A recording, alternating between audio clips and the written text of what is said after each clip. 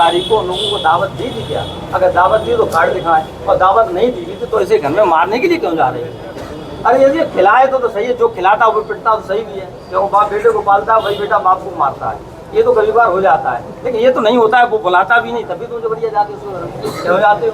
अगर गए हो घर में, घुस के 400 लोगों क्लियर नहीं था, आप क्या भाई दस कर दीजिए, इतनी सी बात है बस इतनी। अब उसमें आपका ये बार बार एक वो आ रहा है स्पष्टीकरण, तो खिलाफ ऐसी बात नहीं है, जो लोग गए नहीं है। तो हमने कहा आप इनकी जो ये एविडेंस होते हैं इसके मोबाइल वाले। सबसे पहले आपके साथ क्या घटना हुई, उससे पहले आप अपना परिचय दे दीजिए एक बार जनता को।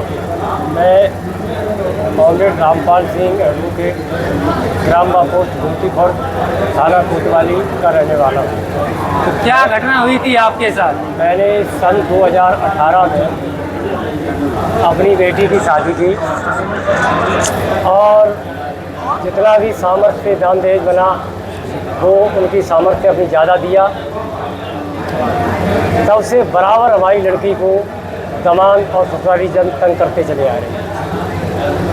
8 दिन लड़की रही, फिर मारपीट की, फिर मैं बुला लाए, 4 महीने मेरे यहाँ फिर रही, फिर 4 लोगों समझौता किया, बड़े बूढ़े लेकर समझौता किया, फिर भेज दी। इस तरह से आज 5 साल से 2 बार मैंने FIR की 498A दहेज एक्ट में, और दोनों में एक में समझौता हुआ, एक अभी कोर्ट में विचारा दी है। 27/5/2024 को जो है 8 महीने पहले हमारी बेटी को मारा था, तो हमारी बेटी घर पे आ गई थी हमारे। 27/5 को पुनः दमाद आया और 4 लोगों ने कहा भेज दो, तो मैंने भेज दिया।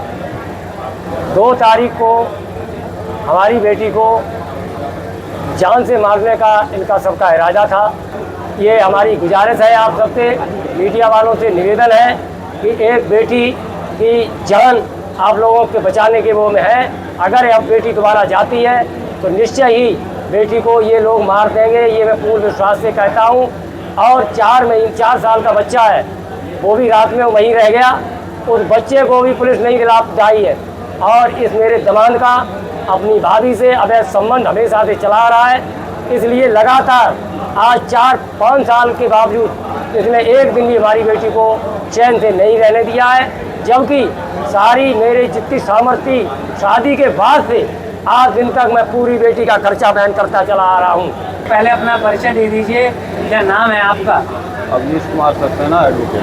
अवनीश जी, क्या घटना हुई कि आपको जो धरना चल रहा था उसमें शामिल होना पड़ा? पिछले 6 महीने से हमारे घर की नाली और बंद कर रखी है, घर के आगे रोड भी नहीं बनने दी है गांव के कुछ अराजक तत्वों ने, जिससे हम आए दिन जिलाधिकारी जी से और SDM जी से शिकायत करते चले आ रहे हैं। इतने छोटे मामला है तो ये प्रधान स्तर पे प्रधान वगैरह को सपोर्ट नहीं किए? वो नहीं कहे कि नाली है ये तो चलनी ही चाहिए?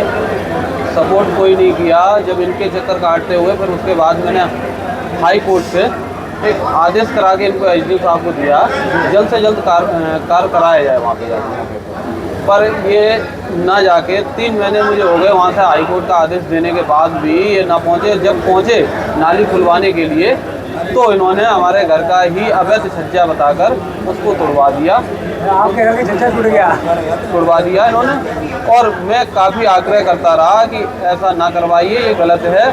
मैंने फिर उनसे सवाल किया किस बेस पे आप छज्जा तोड़ रहे हो, तो उनके पास जवाब नहीं था कि किस बेस पे तोड़ रहे हैं। उन्होंने कहा कि PWD विभाग जाने। ये नहीं बताया कि ये जो मानक होते हैं छज्जे के, उन मानकों के बाहर तुम्हारा छज्जा है? नहीं, कोई लीगल नोटिस कुछ नहीं दिया उन्होंने, नोटिस ना कुछ बता पाए, वो सिर्फ सीधे आके तोड़ दिया उन्होंने।